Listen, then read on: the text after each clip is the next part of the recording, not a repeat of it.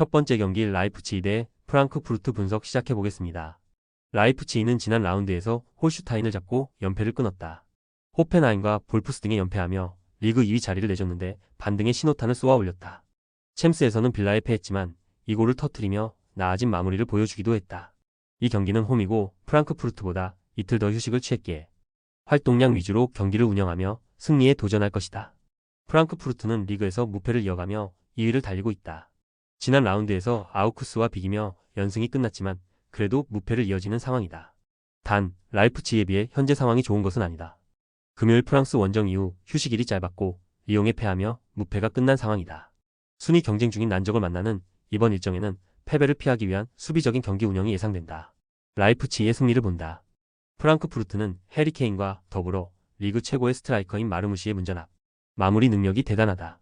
그러나 리옹 원정 혈전으로 인해 베스트 11 중 2~3명이 체력 부담으로 바뀔 수 있다. 바움가르트너와 누사의 시너지가 나오며 공격 전개가 좋아졌고 오펜다가 해결할 라이프치히가 승리할 것이다. 두 번째 경기 첼시 대 브렌트포드 분석 시작해보겠습니다. 첼시는 최근 잉글랜드 팀 중 가장 페이스가 좋다. 선두인 리버풀이 있긴 하지만 리그 4연승에 성공하며 격차를 좁혔고 컨퍼런스 리그에서도 대회 시작 이후 줄곧 선두권을 유지 중이다. 듀스 버리올과 제이든 산초, 라비아와 무드리크 등이 벤치에 머물 정도로 선수단 구성에 강점이 있는데 그 점을 잘 활용하고 있다.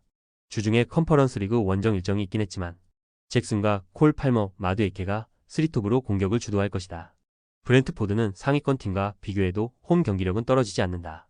최근 홈 3경기에서는 모두 3골 이상을 터뜨리며 전승했고 그 기간 골득실이 6일 정도로 공수 밸런스가 안정적이다.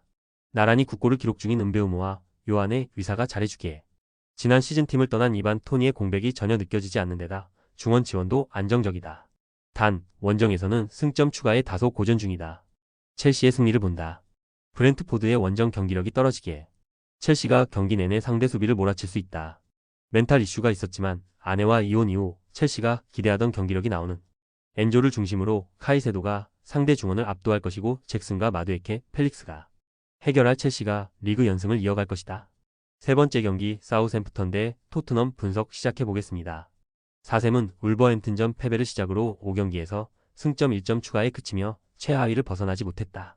리버풀과 빌라 등 강팀 상대로 나름 인상적인 경기를 하긴 했지만 원하는 승점 추가에 실패했다. 때문에 이번 일정에 대한 중요성이 크다. 다행히 상대가 금요일 경기 이후 휴식일이 짧았고 부상자 이슈가 있는 팀이기에 홈에서 주도권을 쉽게 주지 않을 것이다. 토트넘은 리그에서 연패를 당하며 중위권으로 추락했다. 첼시전에서는 3골이 나왔지만 수비가 무너졌고 본머스 상대로도 승점 추가에 실패했다. 주전 키퍼인 비카리오를 시작으로 센터백 듀오인 판더 벤과 로메로가 나란히 부상으로 이탈했고 벤탄쿠르의 징계 이탈도 크다. 때문에 안정적인 수비보다는 그나마 강점인 화력으로 승부를 봐야 한다. 토트넘의 승리를 본다. 비록 타이트한 일정에서 나서는 원정 연전 일정이지만 손흥민과 솔랑케, 브레넌 존슨과 쿨루세스키 등이 나서는 공격진은 상대를 압도할 수 있다. 아처와 암스트롱이 시즌 내내 마무리에 고전 중인 4셈 상대로 존슨과 솔랑케가 공격을 주도할 토트넘이 승리할 것이다. 네 번째 경기 AC 밀란 대 제노아 분석 시작해보겠습니다. 밀란은 지난 라운드에서 아탈란타에 패하며 무패가 끝났다. 엠폴리와 몬차 등 중하위권 팀들을 연파했고 유벤투스 상대로도 승점을 따냈는데 리그 선두로 올라선 아탈란타를 넘지 못했다.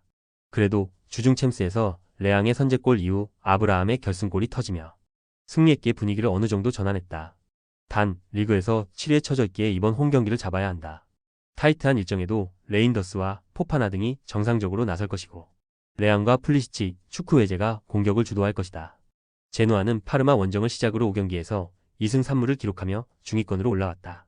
그 기간 3차례 클린시트에 성공했는데 마티아 바니와 사벨리가 수비 라인을 안정적으로 지켜내고 있다. 또 피나몬티 외에 해결사가 없던 최전방에는 최근 미레티와 발로텔리 등이 새로운 엔진 역할을 하고 있다. 밀란의 승리를 본다.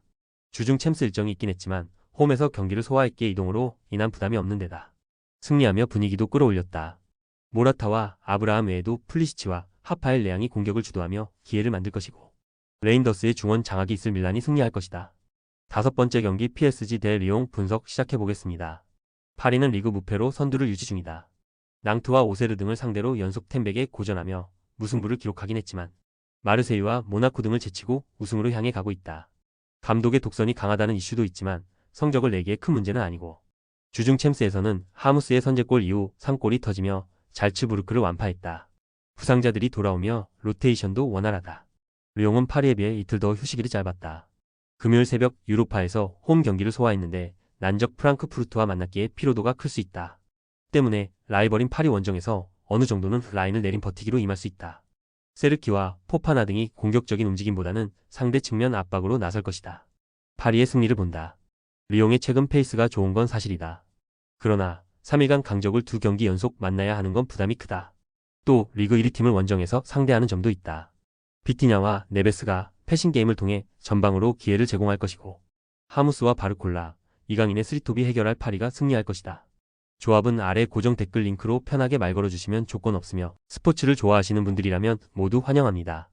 스포츠 당첨 어렵지만 그건 어떻게 하냐의 차이입니다. 두 눈으로 어떤 차이인지 직접 확인하시고 우리 모두 같이 승리합시다.